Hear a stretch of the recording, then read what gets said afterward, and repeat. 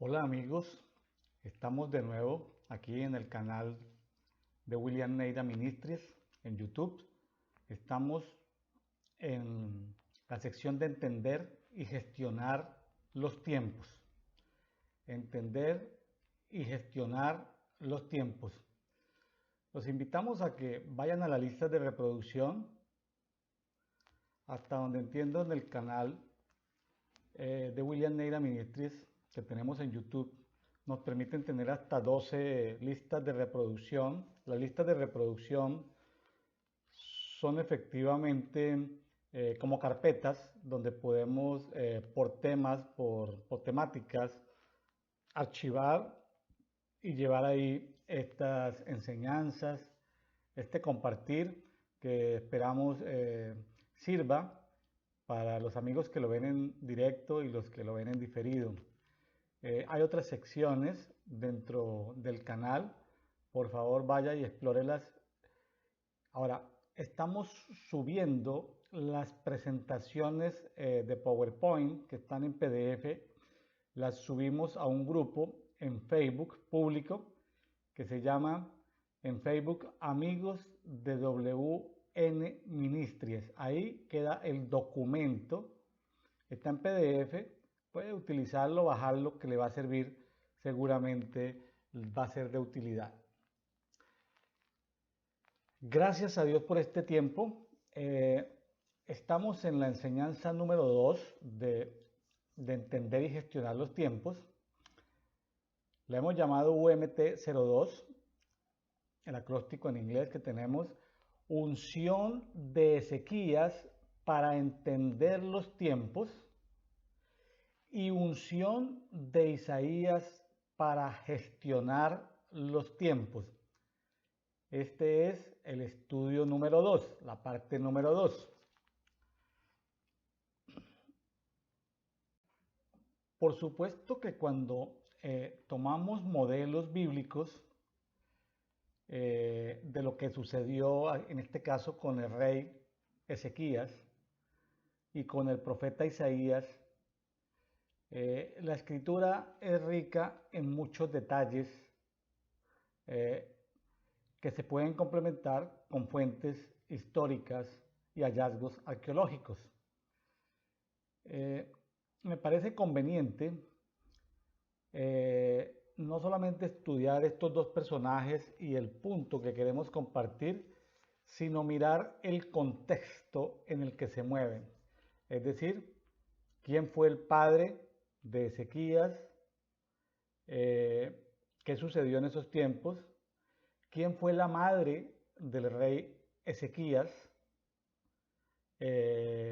Vamos a ver que alguna historia simpática, muy posiblemente, de quién fue el abuelo materno del rey Ezequías. Es bueno ver qué pasó con los hermanos del rey Ezequías y también es bueno ver el contexto de lo que estaba sucediendo, no solamente allí en el reino de Judá, sino lo que estaba pasando en el reino de Israel, en el reino de Siria, lo que estaba pasando en el reino de Egipto y el imperio dominante de la época, que eran los asirios. Entonces es bueno ver el contexto para luego extractar esas perlas esas perlas espirituales que nos sirven para este tiempo poderlas entender. Entonces vamos al contexto histórico. No vamos a poder entrar mucho en detalle, pero por lo menos damos un marco referencial. Bueno, así que vámonos al marco referencial. Vamos a iniciar con el rey Acaz. Fue el padre del rey Ezequías. Estas historias están documentadas principalmente en el segundo libro de Reyes, en el segundo libro de Crónicas y en el libro profético de Isaías. Dice, solamente va a tocar un versículo del contexto para llamar la atención sobre quién era el papá. Dice en segundo libro de Reyes, capítulo 16, versículo 20, dice, y durmió Acaz con sus padres y fue sepultado en la ciudad de David y reinó en su lugar su hijo Ezequías. Algunos tips importantes, porque no vamos a leer todos los pasajes que están ahí, usted puede ir a la Biblia, escudriñarlos. Quiero sacar algunos tips que me llamaron la atención para que entendamos quién fue el papá, el padre del rey Ezequías. Acaz, con Z, en hebreo es At-Haz y significa poseedor, poseedor. Pero yo creo que más que ser poseedor estaba pero poseído. Pero bueno, vamos a mirarlo. 12º rey de Judá, hijo y sucesor del rey Jotam, reinó entre el año 735 al año 715 a.C.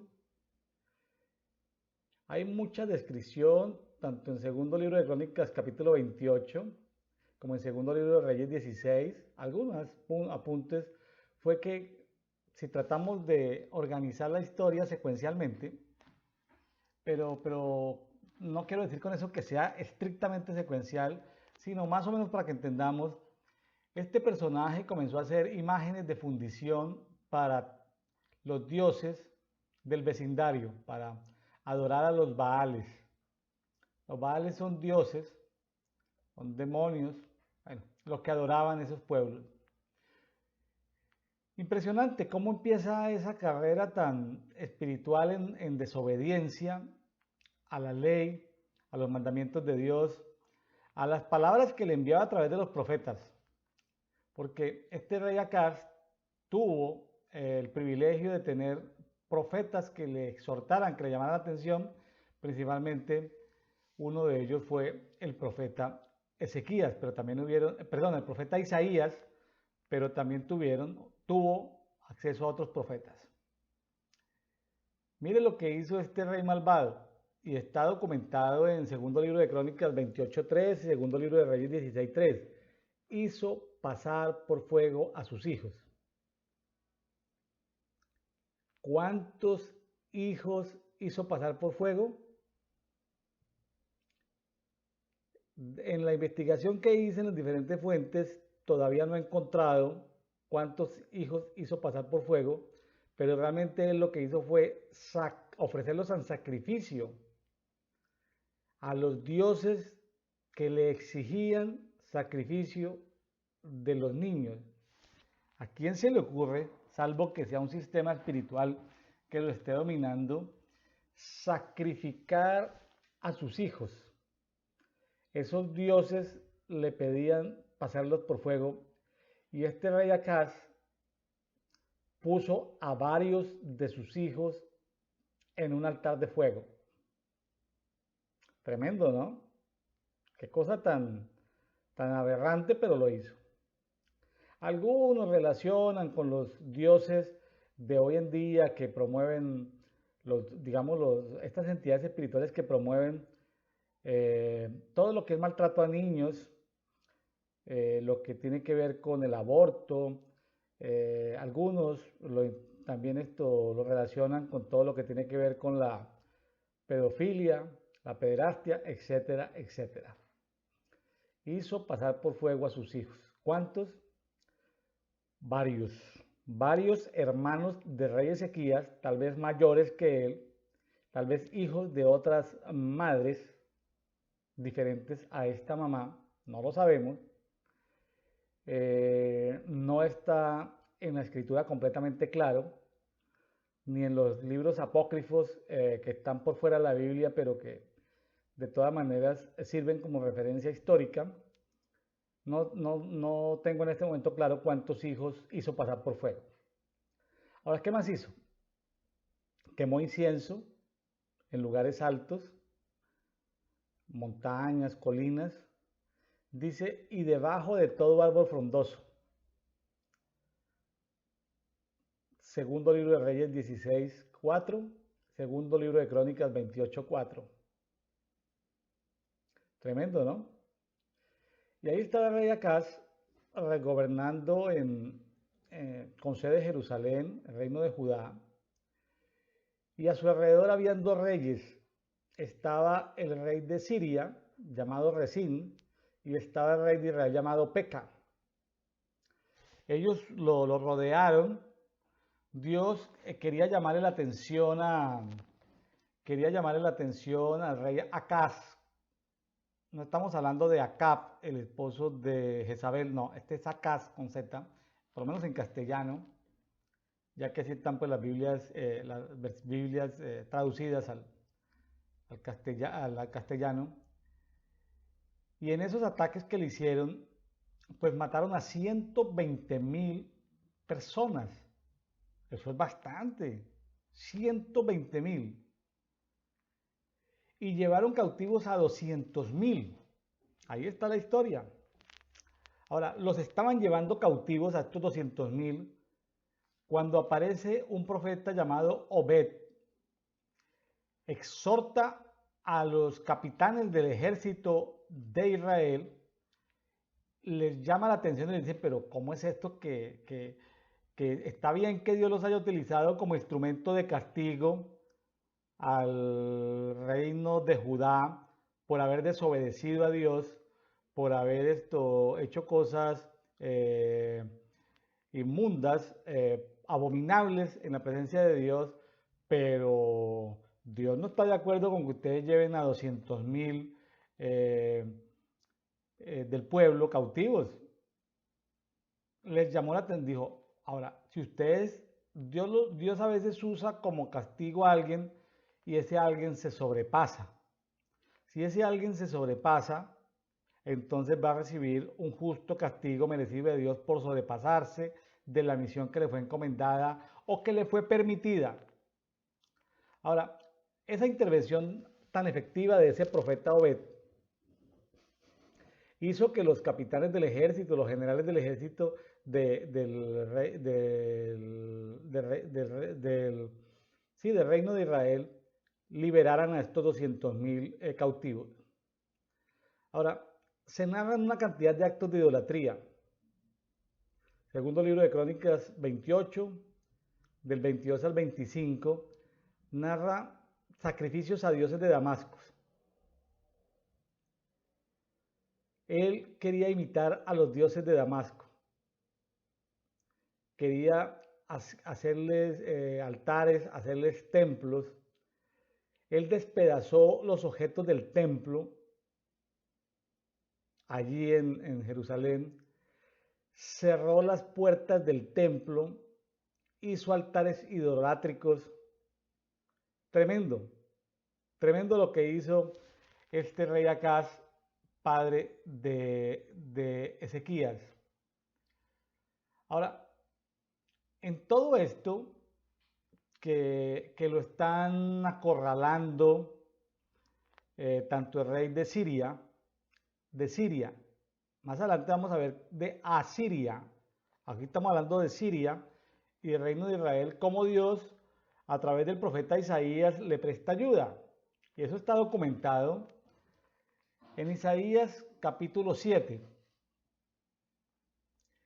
Dice así: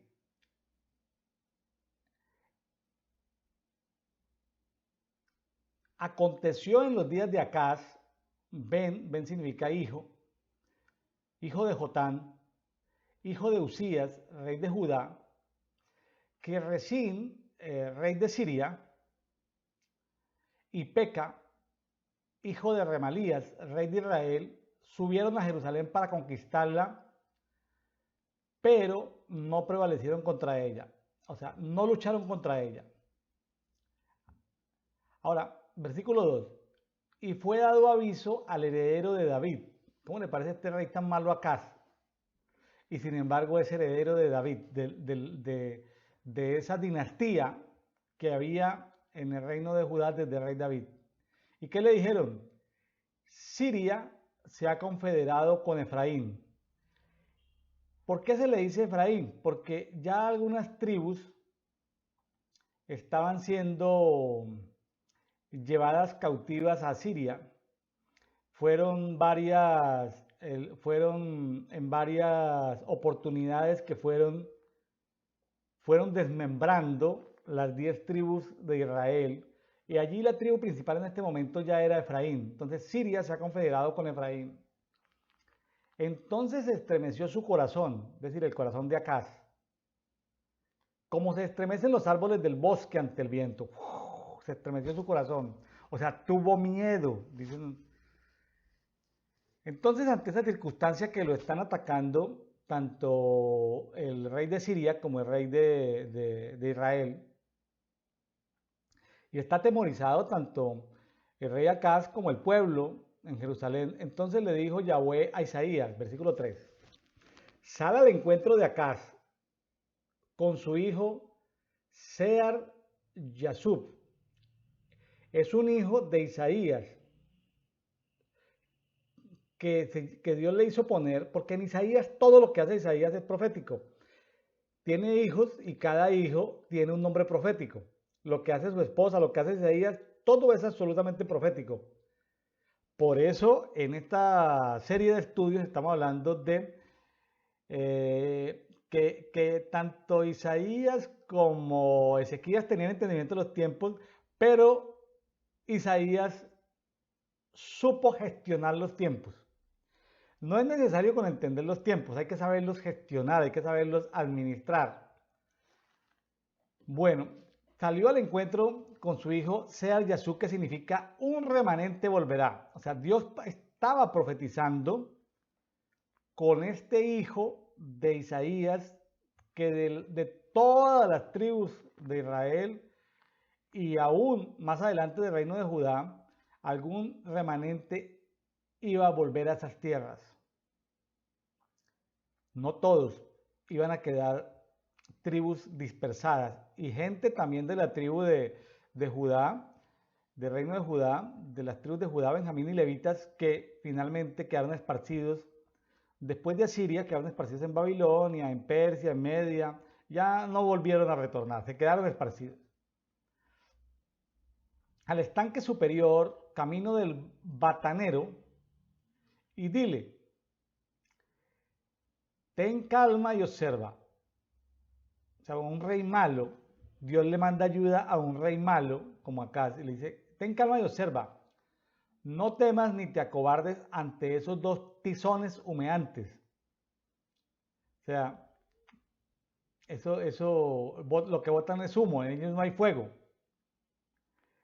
Por el ardor de la ira de Resín de Siria y del hijo de Remalías, es decir, Peca, dice la palabra de Dios, la palabra de Jehová, pues aunque Siria trame tu ruina y junto a Efraín, o sea, el reino de Israel, y el hijo de Remalías, o sea, Peca haya dicho, ¿sí? Aunque haya dicho eso,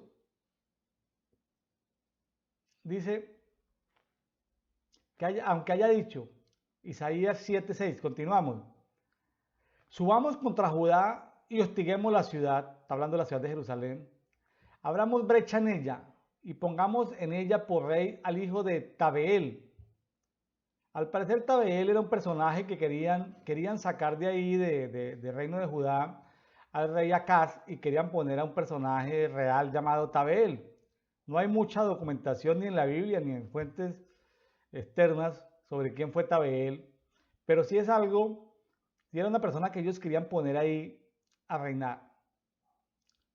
Así dice Adonai Jehová, no se cumplirá ni sucederá. O sea, no tenga miedo, no lo van a invadir, le están diciendo a Acaz, el padre de Ezequías. Porque Damasco es cabeza de Siria y en 75 años desfallecerá el pueblo de Efraín y la cabeza de Efraín, Samaria, es decir, la ciudad de Samaria, la capital. Y la cabeza de Samaria, un hijo de Romelías. Si no creéis, no subsistiréis. Es interesante ver cómo la cabeza de un reino es la ciudad capital y la cabeza de la ciudad capital es el rey, ¿no? Cabeza sobre cabeza, o sea. Ahora, tomé, porque a ver, en la Biblia textual 4, que es la que estamos usando, dice, si no creéis no subsistiréis. Suena como un poquito raro, lo miramos en la versión Kadosh y dice, pero no creen, ni entenderán del todo. No creen ni entenderán del todo esto que les estoy diciendo.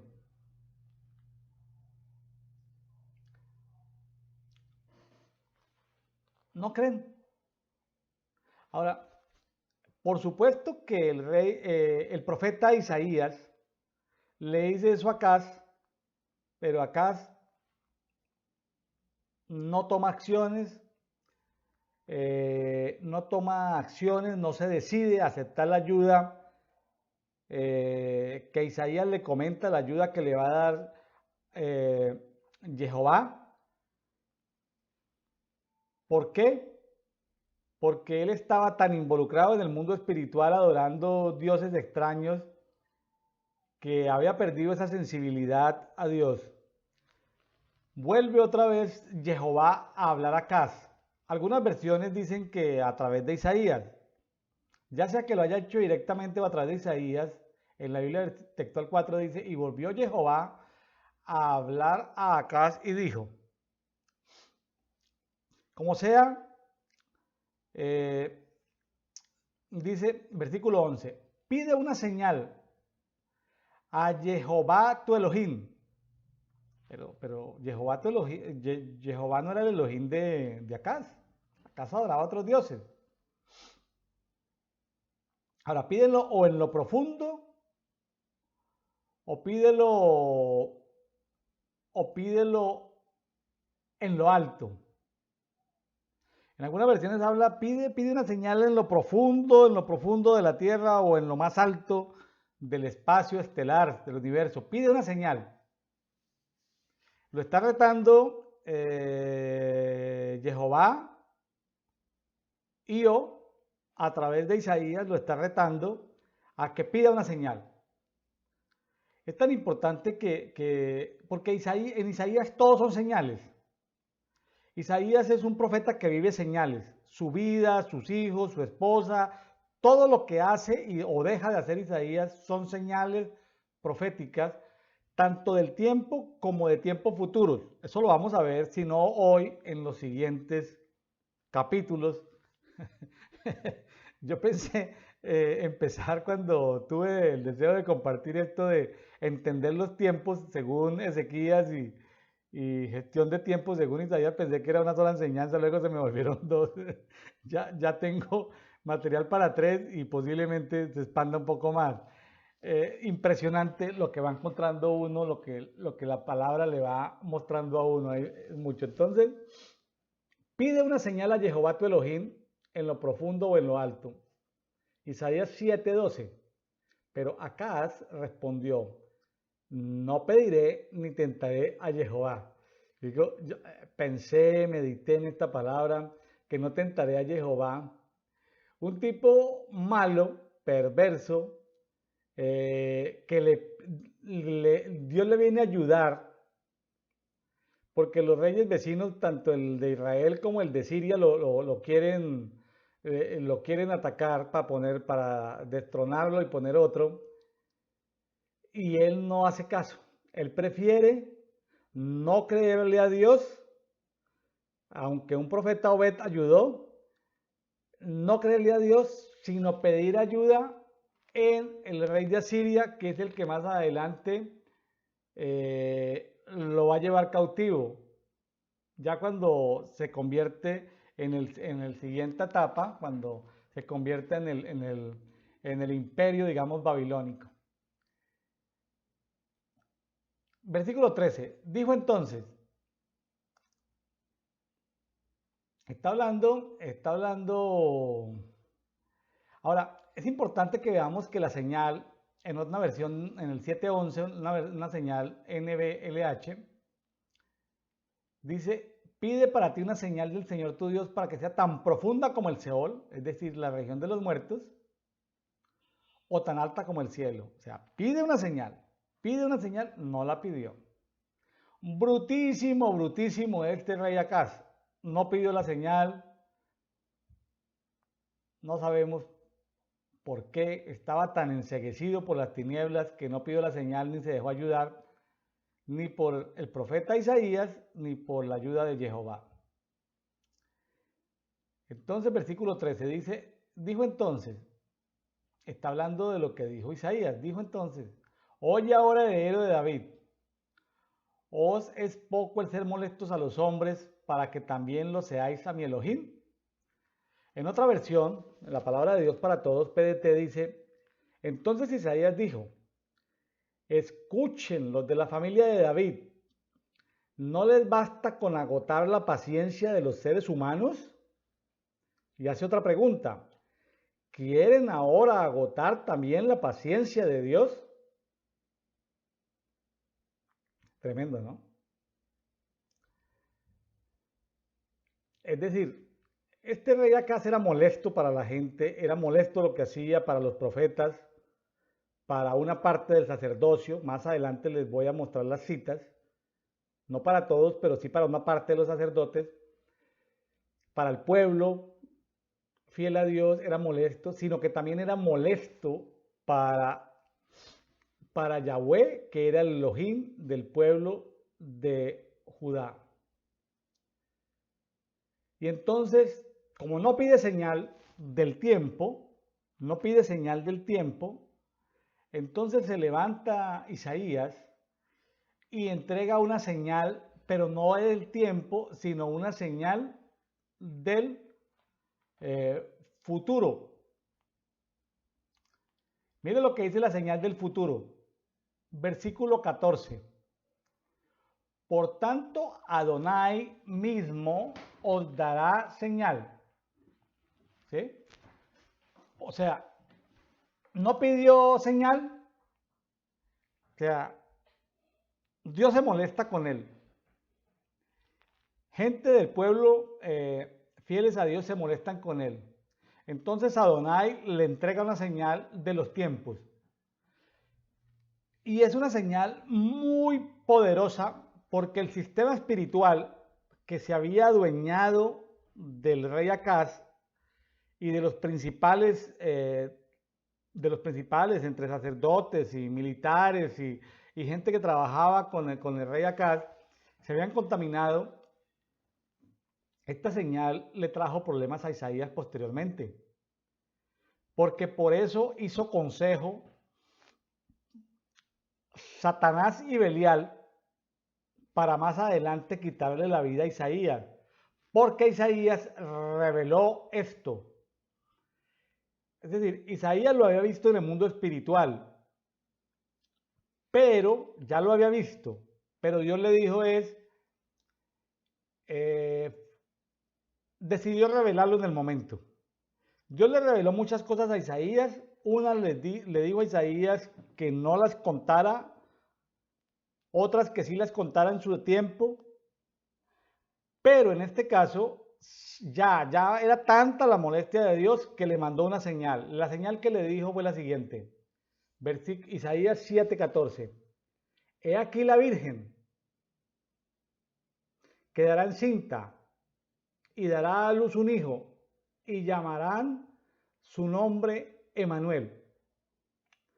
Alguien podría pensar y decir, pero este tipo, rey Acaz, que el padre de Ezequías, que ha matado a varios hermanos de Ezequías, Ezequías posiblemente lo tenían como medio escondido, o no lo había alcanzado a sacrificar de niño, o no sabemos qué pasó porque Ezequías se salvó, muy posiblemente por lo que fue su madre y lo que fue su abuelo materno, pero ¿cómo es que sacan una señal del futuro? Esta señal del futuro fue muy importante porque ejércitos de las tinieblas liderados por Belial y liderados por Satanás recibieron esta información y fue muy molesto, muy molesto para Satanás y para Belial que el profeta Isaías declarara esto. Esto era una declaración más al mundo espiritual que a las personas. Por supuesto que los profetas, discípulos de los profetas, o sea, los hijos de Isaías y otros profetas, escucharon, y algunos sacerdotes escucharon, y el mundo religioso de la época fue sacudido con esta declaración profética de que la Virgen quedaría encinta, es decir, sin la participación de tener sexo con un hombre, quedaría encinta, y daría a luz un hijo y llamarían a ese hijo Emanuel. Tremendo, tremendo, poderoso. Por esa palabra profética que había dado Isaías por los éxtasis espirituales que él tenía, donde Dios le había revelado muchas cosas del futuro, del cielo, fue que se molestó tanto Satanás y Belial que acordaron matar a Isaías más adelante. Y hay una palabra en hebreos que habla sobre los que fueron aserrados, y hay fuentes de libros antiguos judíos que hablan de que el profeta Isaías fue aserrado 2 generaciones posteriores al rey Acaz, pero dejémoslo pendiente. Por ahora fue una declaración muy poderosa. La Virgen quedará encinta y dará a luz un hijo y llamarán su nombre Emanuel. El nombre Emanuel significa Dios con nosotros y tiene una profundidad. No es que sea solamente un nombre muy bonito. Emanuel, ay, tan bonito ese nombre, Dios con nosotros. Mire lo que dice en Mateo 1, versículos 22 y 23, hablando de lo que en el contexto del ángel que está hablando con Miriam o María. Miriam es la traducción del nombre de la Virgen. María ya es latinizado el Miriam. En las Biblias originales debería más decir Miriam que María, pero bueno, se entiende. Y todo esto aconteció para que se cumpliese lo dicho por el Señor mediante el profeta. O sea, el que estaba hablando era el Señor. Mediante el profeta. Al profeta, pues Isaías, que dice: he aquí la Virgen quedará encinta y dará a luz un hijo y llamarán su nombre Emanuel, que significa Dios con nosotros. Dios con nosotros es una declaración supremamente importante. Emanuel, Dios con nosotros, es una declaración muy poderosa porque es la humillación, de alguna manera, una humillación, bajar de esa posición de Dios para encarnarse, para hacerse hombre, con el propósito de tabernaculizarse, ¿sí? Y se tabernaculizó. Muy poderoso. Ahora sigue profetizando de Emanuel, Dios con nosotros. Está hablando de Jesús, que sería de Yahshua, que sería el ungido, el Mesías, el Cristo. Volvamos aquí a Isaías 7, 15. Dice: comerá mantequilla y miel hasta que aprenda a rechazar el mal y escoger el bien. Está hablando de Jesús, niño. Mantequilla y miel, vean, una dieta bonita para los niños. Mantequilla y miel. ¿Qué niño no quisiera comer mantequilla y miel? ¿Sí? Versículo 16. Y antes que el niño aprenda a rechazar el mal y escoger el bien, el país será abandonado por los 2 reyes que te hacen temer.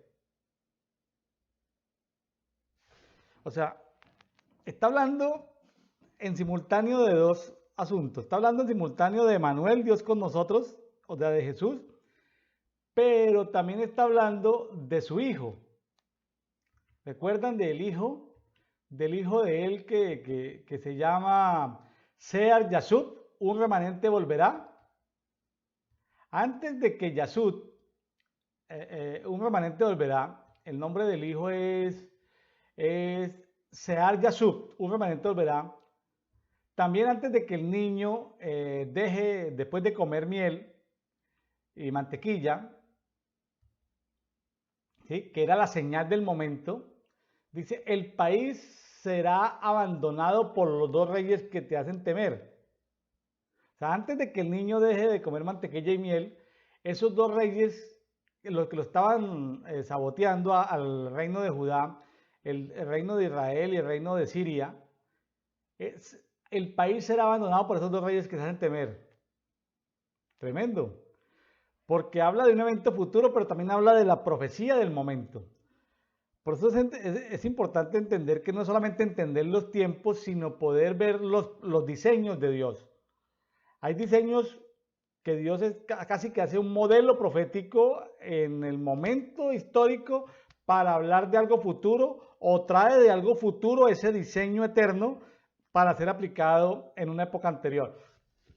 El país será abandonado por los dos reyes que se hacen temer. Es decir, estos dos reyes, pues tanto el reino de Siria como el reino de Israel iban a ser absorbidos, destruidos y absorbidos y llevados cautivos por el rey de Asiria. Siria e Israel iban a ser absorbidos y destruidos por el rey de Asiria. El reino previo al clímax, al crecimiento donde iba a estar el imperio babilónico. Aunque ya había una ciudad llamada Babilonia, pero todavía no estaba en su furor el esplendor del imperio babilónico. Versículo 17, pero Jehová hará venir sobre ti y sobre tu pueblo y sobre la casa de tu padre días como nunca han venido desde que Efraín se apartó de Judá, al rey de Asur.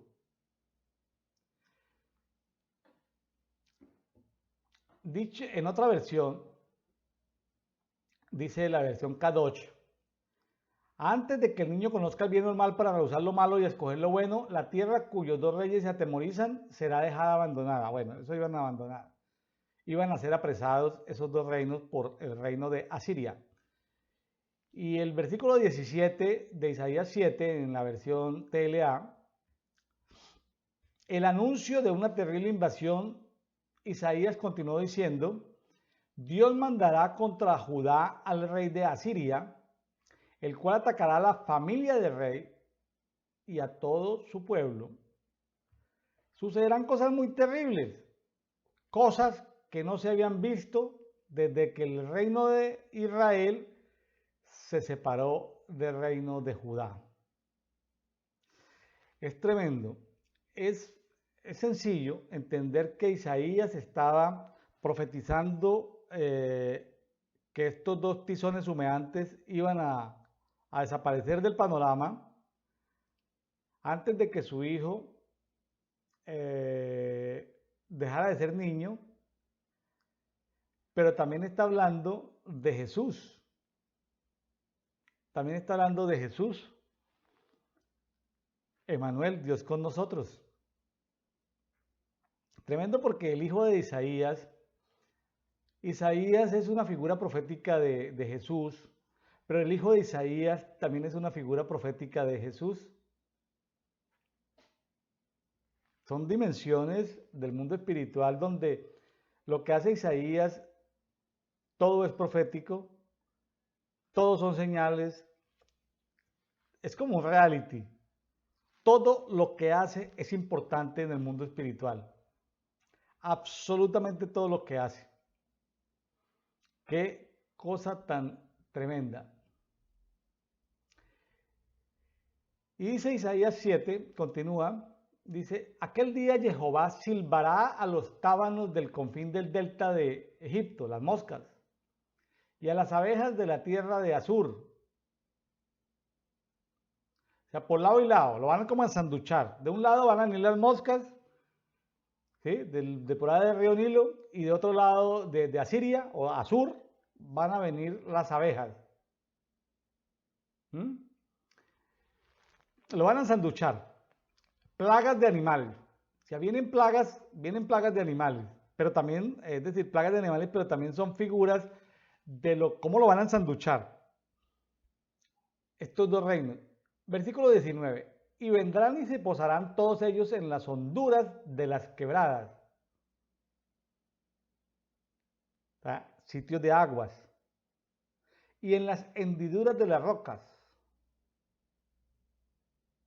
y en todo matorral, y en todo abrevadero. Las moscas y las abejas iban a venir a invadir Judá. Tremendo, ¿no? ¿Por qué iban a...? Porque Dios no es solamente Dios de los hombres, sino también de la naturaleza. Se habían cometido tantas abominaciones que ese territorio, ese pedazo de territorio, clamaba a Dios por reposo. Y Dios le iba a dar 70 años de reposo a la tierra. La tierra estaba cansada de ver las abominaciones, los dioses que se adoraban ahí. La tierra estaba sentida, la tierra estaba molesta, la tierra pedía justicia. Recordemos que Dios también es Dios de la tierra. Eso suena como medio raro, pero déjeme decirle que para Dios también la tierra es importante. Entonces, las abejas de Asiria y las moscas de Egipto iban a venir porque durante mucho tiempo se iba a dejar de cultivar, las tierras cultivables iban a quedar como silvestres, matorrales. 20. Aquel día con una gran navaja alquilada más allá del río, el rey de Asur, o sea, el rey de Asiria, dice, Jehová rasurará la cabeza y el pelo de sus partes y se afeitará la barba. ¿A quién le está rasurando la cabeza y afeitando la barba? Pues a Judá. ¿Qué significa eso en la cultura de la época? Rasurarle la cabeza y afeitarle la barba a un pueblo o a una nación era una señal de humillación, de vergüenza. Dios iba a castigar a Judá. Versículo 21. Son expresiones lingüísticas que son como difíciles de entender, pero hay que escudriñar un poquitico su significado en varias versiones de la Biblia para entenderlas. Versículo 21. Aquel día, cada uno mantendrá una novilla y 2 ovejas. En otras versiones lo que dice es, quedará tan poca gente habitando en Judá, pero quedará tan poca gente que con una novilla y con 2 ovejas va a ser suficiente alimentarlos. O sea, una expresión de exageración. O sea, mucha gente, ¿sí? O cantidad de gente que va a ser alimentada por una vaquita y por 2 ovejas. O sea, ¿qué quiere decir eso? Que no va a quedar prácticamente nadie. Dice, y por la abundancia de leche, mire la palabra de Jehová un poco sarcástica, ¿no? Y dice, va a haber tanta leche, pues por la leche que da una novilla, todo el que queda en el país va a comer mantequilla y miel. ¿A cuántas personas se pueden alimentar de lo que dé una vaca? Una novillita, una vaca joven.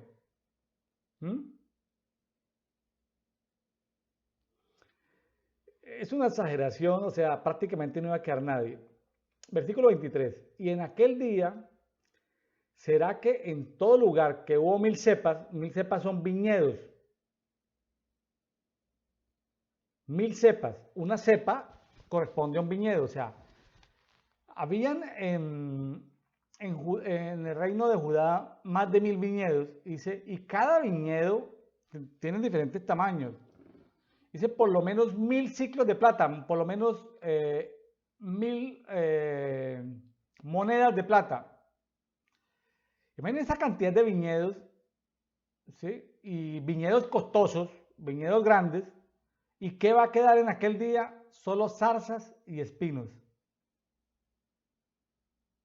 Versículo 24. Tendrán que entrar en él, o sea, en lo que antes eran viñedos, que se ha vuelto bosque, porque la gente se va, los territorios van a quedar abandonados, seguramente los van a repoblar los asirios más adelante, pero van a quedar tan abandonados que la vegetación descansa, nadie cultiva la tierra, los viñedos dejan de producir uvas y comienzan a salir zarzas y espinos, es decir, vegetales que no son productivos, simplemente que ocupan la tierra para que la tierra descanse. Verso 24. Tendrán que entrar en él con arcos y flechas, porque todo el país estará lleno de zarzas y espinos. Es decir, la profecía es, hay países que hemos visto que cuando son castigados por Dios, la agricultura entra en crisis, la gente no tiene alimentos, la gente sale de su país expulsada, cautiva, el país se llena de zarzas y de espinos, la tierra dice, gracias Dios mío, porque esta gente que hacía cosas abominables me está dejando descansar. Dice, versículo 25, y en ningún, y esto sí no es una exageración, en ningún campo que hoy se ladra con azada, es decir, con herramientas, se podrá entrar por temor a las zarzas y a los espinos. Digo, escasamente servirán para pasto de vacunos, que ni siquiera son aprovechadas por el ganado, sino que es pisoteada por el ganado, hollada por el ganado. O sea, se está profetizando la cautividad del reino de Judá. Pero todavía falta un tiempo, todavía falta un tiempo, ¿sí? Estamos en la época de rey Isaías. Isaías falta todavía un tiempo, falta todavía un tiempo. Isaías profetiza inclusive a Ciro, pero faltan siglo y medio. Y falta todavía, falta mucho tiempo para que esto se dé, pero ya comienzan a entenderse lo que va a pasar con con este reino de Judá abandonado, lleno de zarzas y de espinas. Es decir, recapitulando un poco, la vida del rey Acaz fue una vida desgraciada para el pueblo. El pueblo sufrió por este rey tan perverso, tan malo, las abominaciones que hizo, la prevaricación que hizo, la destrucción del templo de Jehová, cosas inimaginables que hizo, matar a varios hijos bajo fuego. Tremendo lo que hizo Acaz. Dios le ayudó a través del profeta Obed para que 200.000 judíos no perdieran la vida y fueran devueltos, que habían sido llevados cautivos. Tremendo. Dios le manda ayuda con Isaías. No atiende ni a Isaías ni a Dios. Isaías lo reta a pedir una señal, no pide señal, es un tonto. Pero sin embargo le entrega la señal del nacimiento de Emanuel, que luego Mateo nos narra lo que el ángel le dice a la Virgen para que se cumpliese esa palabra, pero también el hijo de Isaías profetiza que un remanente volverá y se habla de lo que pasará en ese tiempo, de cómo la tierra va a descansar y cómo esos 1000 o más viñedos que tenían mucho valor en monedas van a quedar completamente abandonados durante un tiempo y el país todo completamente se va a llenar de zarzas y espinos. Ese era el padre del rey Ezequías, personaje siniestro y terrible. Hablemos ahora de su madre. Dice en el segundo libro de Crónicas, Abías, una mujer de nombre Abías, fue la madre del rey Ezequías. Miremos en segundo libro de Crónicas 29:1. Ezequías, ya vamos a hablar de la madre de Ezequías. Recuerden una cosa, en la historia de los reyes de Israel y de Judá, cuando solo aparece el nombre del papá, casi siempre va a ser un rey malo. Pero la mayoría de las veces, cuando el rey hace cosas de reforma, cosas positivas, se nombra a la mamá. Allí debe haber algo, o sea, que como que los reyes buenos tuvieron mamás buenas. Un diseño. Ahora, mujeres, Pregúntenle al Espíritu Santo cómo aplicar ese diseño. O sea, para que alguien gobierne bien, se necesita una mamá bien. Tremendo, ¿no? O por lo menos lo que quiere decir es que la pareja es completa. En fin, ahí hay algo profundo que hay que escudriñar. Es una aplicación, ¿no? Una tarea, preguntar eso. ¿Por qué en las historias de los reyes, tanto de Israel como de Judá, cuando se nombra en el rey el nombre de la mamá, significa de que ese rey hizo cosas que agradaron a Dios? Ezequías tenía 25 años cuando comenzó a reinar y reinó 29 años en Jerusalén. O sea, vivió 54 años. Recuerden que Dios le alargó la vida 15 años, o sea, de 39 ya estaba prácticamente con orden de irse a descansar, pero por la misericordia Dios le alargó 15 años de vida. Sin embargo, no vivió mucho, 54 años. Aquí aparece el nombre de su madre. Era Abías. Y rara vez también se enlaza o se da el nombre de su abuelo materno. En este caso dice hija de Zacarías. No está hablando del profeta Zacarías, ¿sí? Del libro profético de Zacarías, ¿no? Está hablando de Zacarías. Ahorita le digo más o menos cuál es la mayor probabilidad de quién fuese Zacarías. No hay fuentes documentales, pero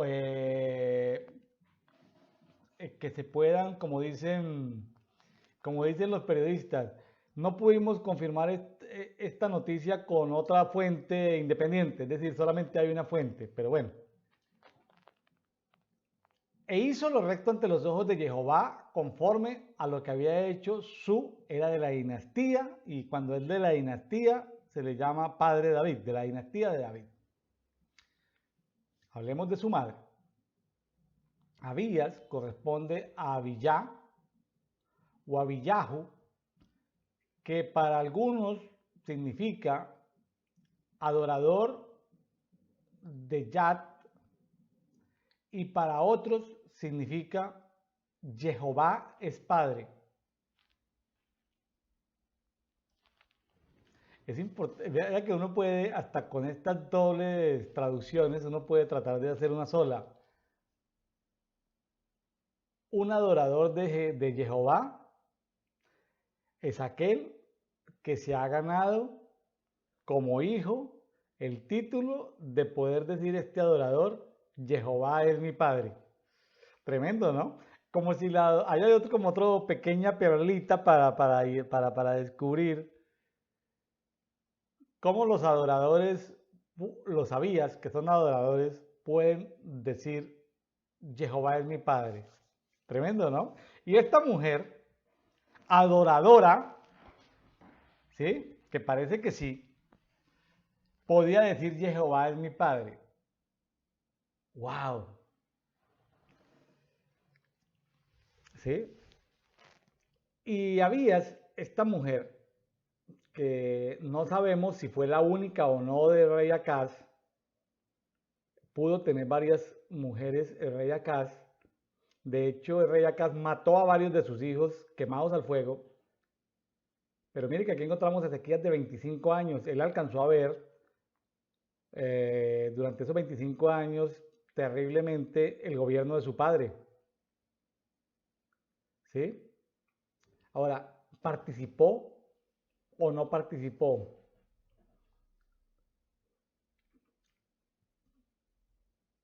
Tremendo, porque dice, Zacarías corresponde a Secaría, es el término en hebreo, o Secaría juez. Me da risa cuando leo la Biblia Kadosh, la Biblia mesiánica Kadosh, una bonita traducción, que si uno está leyendo y dice esos nombres así en hebreo, le queda a uno como difícil asociarlo al nombre en castellano, ¿sí? Secaría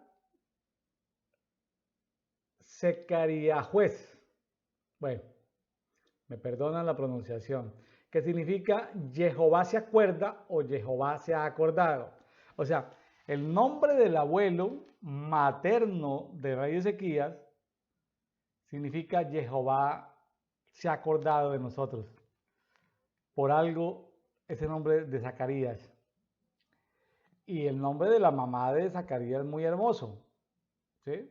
Es una adoradora. Ahora, hay una fuente indirecta de quién era ese abuelo materno de Ezequías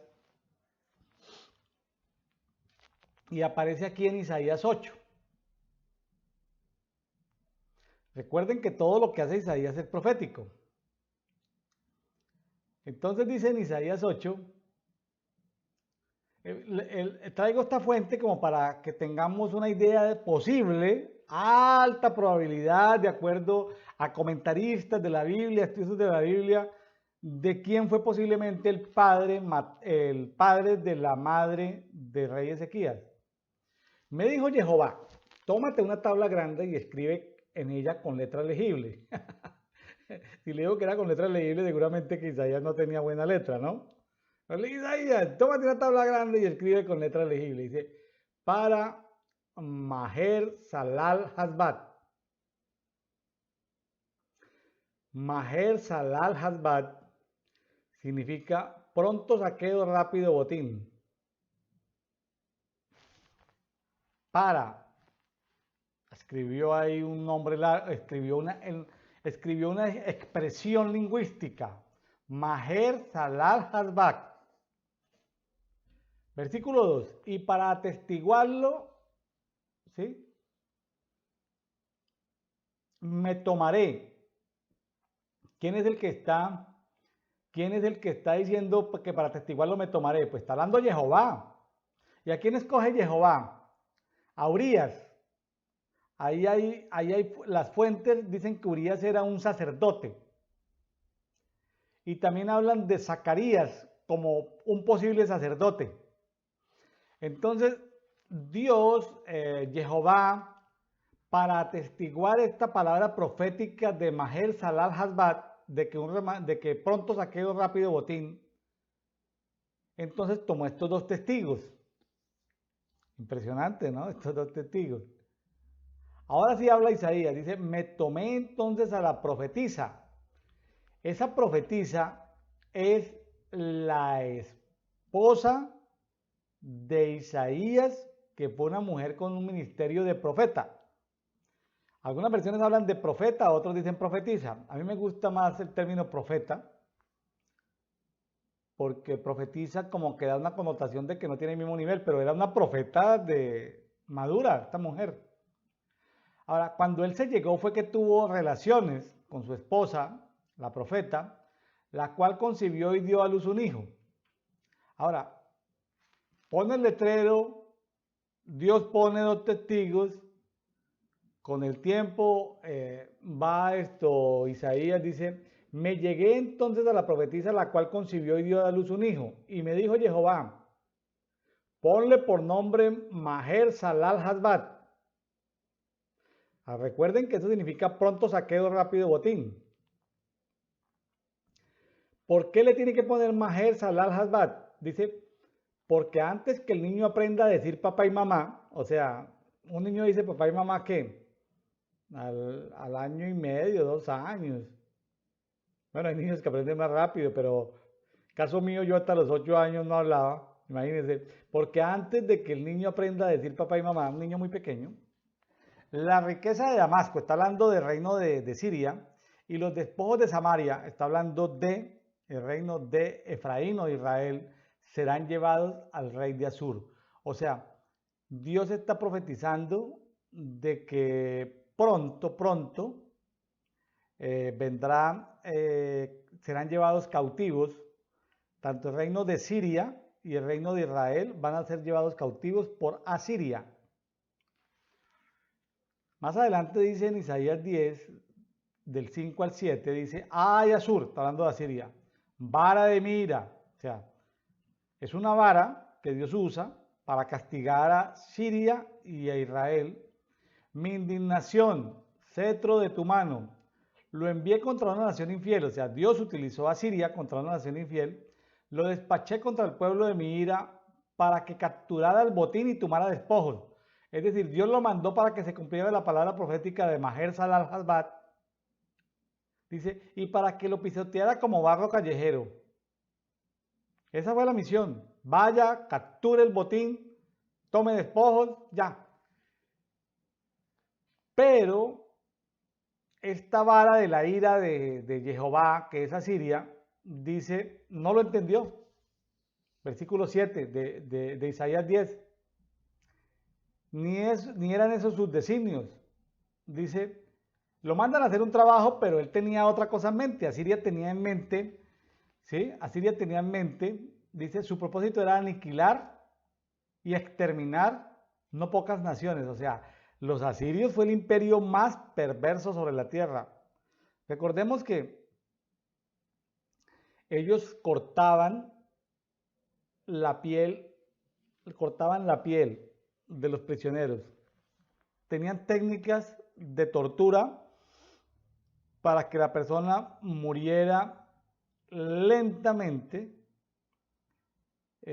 al rayo del sol y al agua, donde la piel se le descomponía, se le entraba como en putrefacción y la persona sufría durante varios días, ¿sí? Donde iba desangrándose lentamente y donde iba sufriendo ese dolor. O sea, le hacían torturas, pero para que no muriera, sino para que sufriera. Así eran los asirios. Recuerden que Jonás, el profeta Jonás, fue enviado a Siria y por eso Asiria pudo alargar su vida, alargar su tiempo, como 140 años más después del avivamiento producido por Jonás, antes de que se levantara, aunque Asiria gobernaba Babilonia, antes de que se levantara lo que fue el imperio babilónico. Tremendo, ¿no? Tremendo. Pero Asiria tiene eso. Asiria tenía como propósito y tiene como propósito el espíritu de Asiria aniquilar y exterminar no pocas naciones. Cosas del mundo espiritual. ¿Sí? Tenía eso como propósito. Ahora,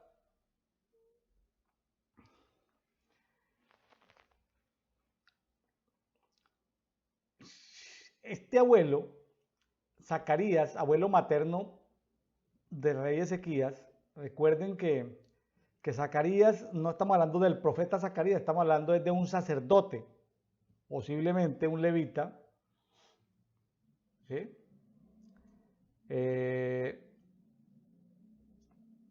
Que es el padre de Abías, que es la madre de Ezequías. Dice Isaías 8:5, entonces Jehová volvió a hablarme.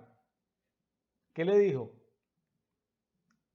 Por cuanto este pueblo desprecia las mansas aguas de Siloé y desfallece ante Resín y el hijo de Remalías, es decir, ante el rey de Siria y ante el rey Peca, hijo de Remalías de Israel, dice, sabed que Jehová los sumergirá en las aguas del Éufrates, torrenciales e impetuosas, el rey de Asur con sus ejércitos, que rebasan los cauces y desbordan las riberas, e inundarán Judá y crecerán y llegarán hasta el cuello, y se desplegarán sus alas hasta cubrir la anchura de tu tierra, oh Emanuel, clama Isaías. Aquí está hablando, no hay agua suficiente en el río Éufrates para inundar hasta el reino de Judá. Está hablando de las aguas del mundo espiritual, de cómo Dios va a sumergir el reino de Judá bajo las aguas de oscuridad, de tinieblas. Hasta el cuello de Judá le va a llegar esa agua, ¿sí? Y van a cubrir la anchura de la tierra de Judá, o sea, van a cubrir todo eso, va a quedar sumergido. recuerden que va a haber es un bosque, ¿no? Zarzas y espinos, pero no está hablando, es en el lenguaje espiritual de que las aguas de Asiria van a cubrir Judá. ¿Qué dice Isaías que está viendo todo esto? ¡Oh, Emanuel! Clama por Emanuel para que Emanuel sea el que libere a la tierra de Judá de esas aguas de abajo, de esas aguas de muerte, de esas aguas donde gobierna Leviatán. Tremendo, tremendo juicio para Judá. Tremendo juicio para Judá. Recordemos, Isaías profetizaba los tiempos, o sea, para gestionar tiempos. Isaías profetizaba los tiempos con el nombre de los hijos. Con Maher Salal Hasbat profetizó el despojo se apresura o también saqueo rápido y botín seguro. Y con el nombre de su otro hijo, Sear Yasub, estaba profetizando un remanente volverá. Qué tremendo este Isaías, donde todo lo que hace son señales proféticas, y qué tremendo que hasta en nombre de sus hijos profetiza con uno lo que iba a suceder en poco tiempo presente, con el otro lo que iba a suceder más adelante, después de ir a cautividad. Faltaban más de un siglo para ir a cautividad y luego 70 años de cautividad, y estaba hablando casi de 2 siglos después, dice un remanente volverá, pero también está hablando otra señal que da ese Manuel, como 6 siglos posteriores, está hablando Isaías proféticamente de la encarnación, de la tabernaculización de Dios en la humanidad. O sea, profetiza casi que el presente continuo, un futuro y luego otro futuro. Con tres nombres está profetizando. Miren la capacidad de Isaías de gestionar los tiempos. Aquí pues no hemos hablado todavía mucho de Ezequías porque estamos viendo el contexto. ¿Quién fue su padre? ¿Quién fue su madre? ¿Quién fue su abuelo materno? Al ser abuelo materno un levita posible y tener una hija, y de pronto este rey tener varias esposas, que no está documentado, simplemente es una posibilidad, y él echó mano a los hijos, pero al hijo de Abías, que era Ezequías, no le pudo echar mano ni lo pudo sacrificar en el fuego. Dios lo guardó de alguna manera especial, no lo pudo sacrificar. Ahora, por eso es que vemos que Ezequías llega a hacer reformas espirituales en el reino cuando muere Acaz, que Ezequías no sigue el modelo de su padre, malo, perverso, sino sigue el modelo de su madre y de su abuelo materno. ¿Correcto?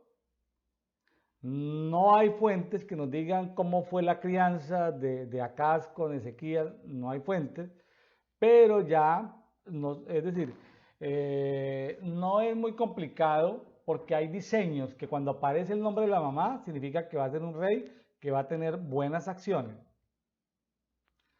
Ahora, ya para seguir en esta palabra profética de Isaías 8, que era donde estaba queriendo hablar del profeta, del abuelo materno, dice, ensañados pueblos y sed derrotados. Oí lejanías todas las tierras, fortaleceos y sed derrotados. Fortaleceos nuevamente y nuevamente sed derrotados. Como dice en palabra de Dios para todos, reúnanse todos juntas, naciones de la tierra, oigan y aterroricen de todas las tierras lejanas. Prepárense para la batalla, pero serán derrotadas. Prepárense para la batalla, pero acabarán con ustedes. Versículo 10. Trazad un plan y fracasará. proferir augurios y no se cumplirán porque Dios está con nosotros. En TNM, traducción del Nuevo Mundo, dice, planeen un proyecto y será desbaratado. Hablen cualquier palabra y no subsistirá porque Dios está con nosotros. Tremendo. Ahora, vamos a ver también de manera contemporánea a Ezequías cuál era su vecino, cuál era el rey del momento allí en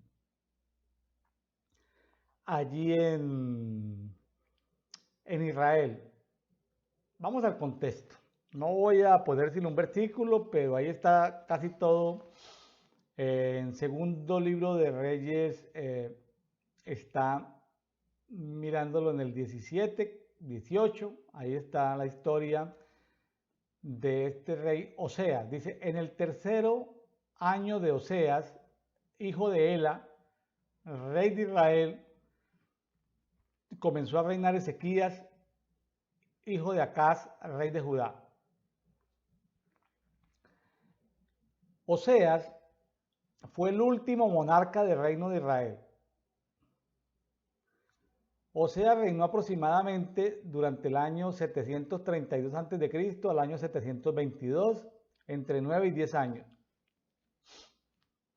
Oseas significa auxilio, también significa Dios es salvación. Oseas era el nombre, ¿se acuerdan de Josué?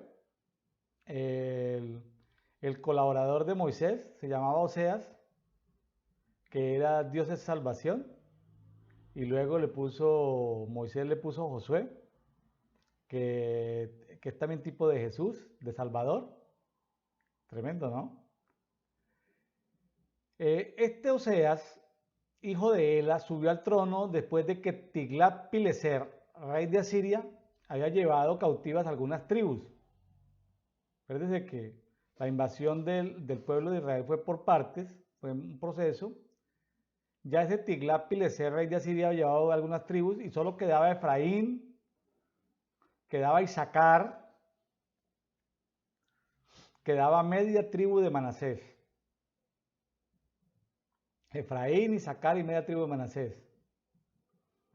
Ahora, lo que sucedió fue que Oseas asesinó y sucedió al rey Peca, eso está en segundo libro de Reyes 15:30, y para esto contó con el apoyo de Tiglat-Pileser, quien luego afirmó haberlo puesto sobre Israel. Hay fuentes externas que hablan de que Tiglat-Pileser dice que con el permiso de él, Oseas asesinó a Peca, y con el permiso de él nombró a Oseas rey de ese pedazo de reino que quedaba, ¿no? Quedaban 2 tribus y media, Efraín, Isaacar y media tribu de Manasés. Quedaban 2 tribus y media. Y ahí lo tuvo 10 años. Ahora, pero ese Tiglat-Pileser murió y entonces se quiso rebelar Oseas con la esperanza de recibir ayuda del rey So de Egipto. Y Oseas dejó de pagar tributo a Siria, pero luego fue apresado por Salmanasar. Y el hermano y sucesor de Salmanasar, Sargón II, tomó la ciudad de Samaria después de un sitio de 3 años y deportó a Israel a Asiria. 3 años estuvo Sargón II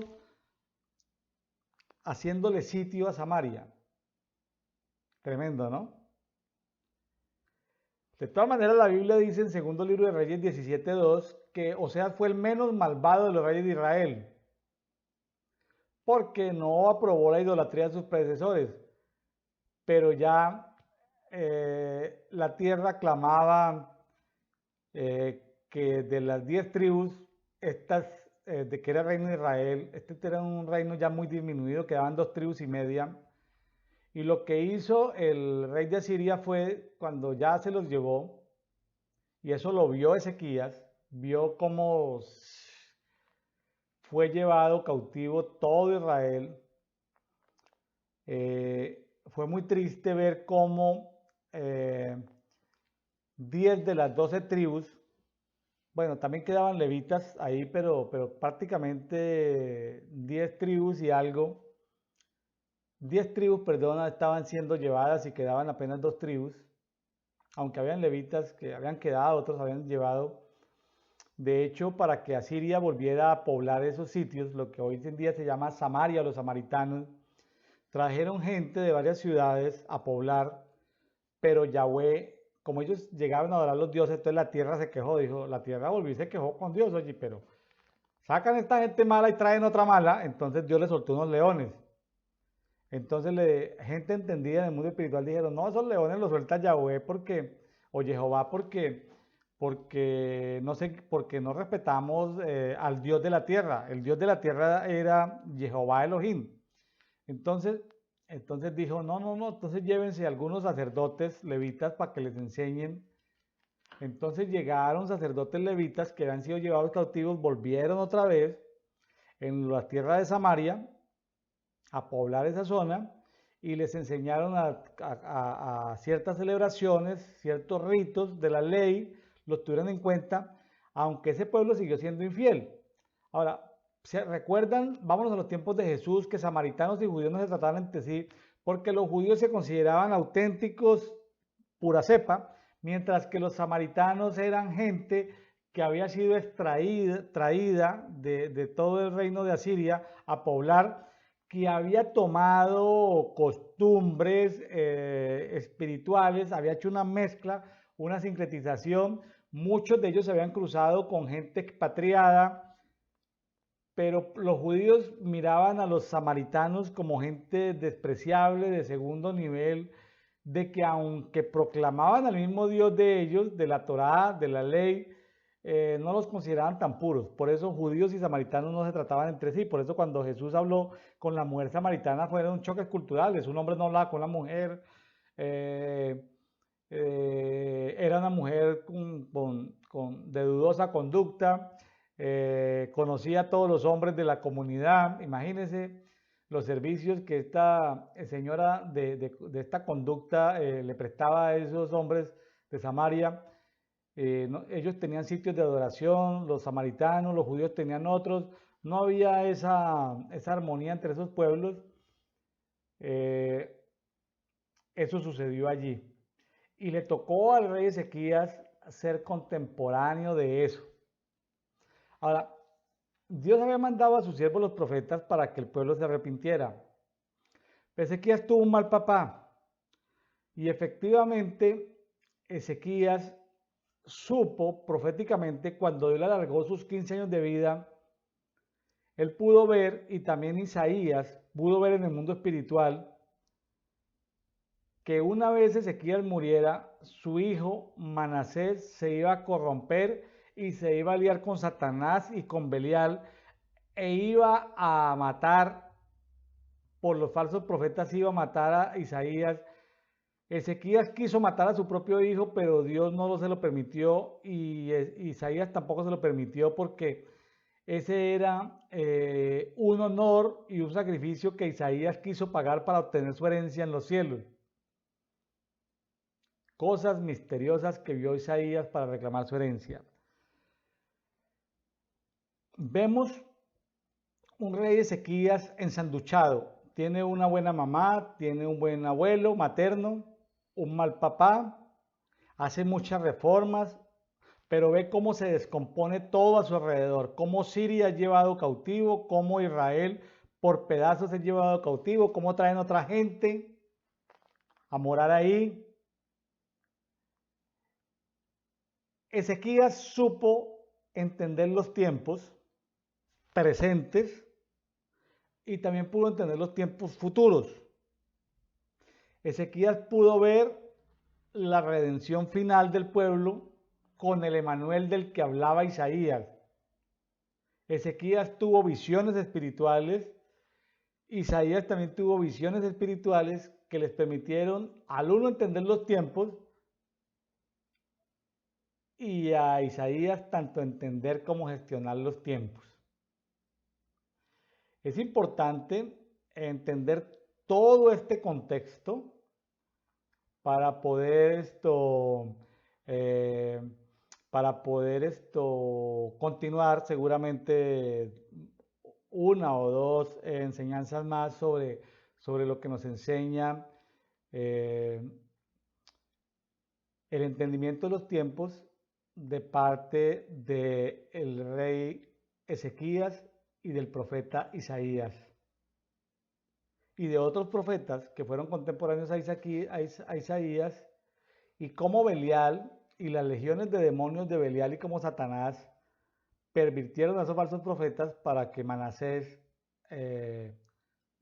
hiciera matar, aserrar, partir en dos, como dice el libro de Hebreos. Algunos fueron partidos por la mitad, aserrados por la mitad. Es impresionante ver la vida de Isaías, que todo lo que hace es profético. El nombre de sus hijos, el tiempo de sus hijos, no solamente la profecía de sus dos hijos, de que iba a haber un saqueo y un botín rápido, de que el otro hijo que un remanente iba a volver, sino también de ese hijo que nacería de la Virgen, de ese hijo que sería el Salvador del mundo, Jesús el Cristo, Yahshua Yamashia, el ungido, el Salvador. También déjeme decirle que uno se emociona con entender los tiempos, con gestionar los tiempos, pero también hay diseños. Hay diseños expuestos por Dios, pero también hay diseños de las tinieblas. A Satanás y a Belial no le interesan que haya gente entendida en los tiempos, porque de alguna manera lo van a matar, le van a cortar su vida, y tampoco le interesan profetas que gestionen los tiempos. No les interesa. Usted puede estar aficionado, qué bueno, entender los tiempos, gestionar los tiempos. Déjeme decirle que está metiéndose en confrontaciones delicadas con el mundo de las tinieblas. Las tinieblas no quieren que los tiempos sean entendidos, por eso hay tantos calendarios. Las tinieblas ponen ceguera sobre los tiempos, pero Dios se encarga de romper esos relojes, esos calendarios, de quitar esas vendas, y de en cada tiempo un remanente vuelve siempre a los brazos del Padre Eterno, de Jehová, de Cristo. En cada generación siempre va a haber un remanente que salió de la casa de los espíritus, del Padre de los espíritus, pero es un remanente que volverá. Uno quisiera que toda la humanidad sea salva, porque de tal manera amó Dios al mundo, que envió a su Hijo único, para que todo aquel que en él cree no se pierda, mas tenga vida eterna.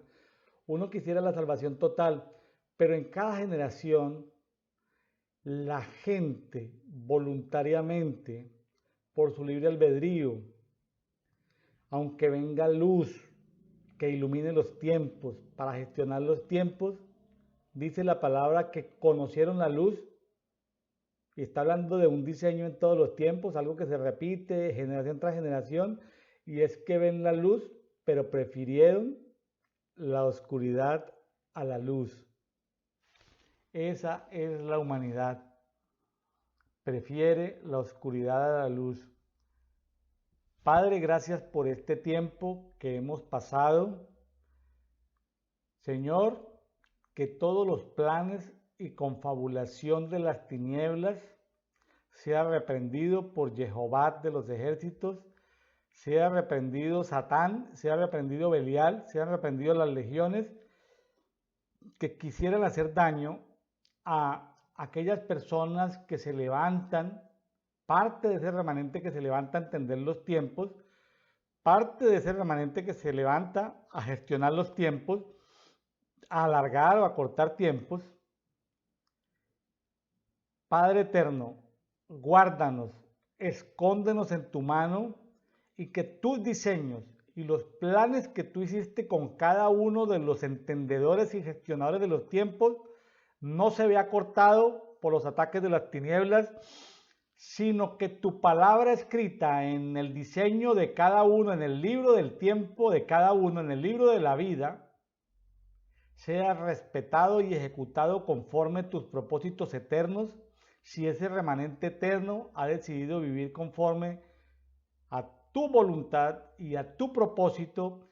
Confiamos en que tu seguridad sea para cada uno de tu remanente en el nombre de nuestro Señor Jesucristo.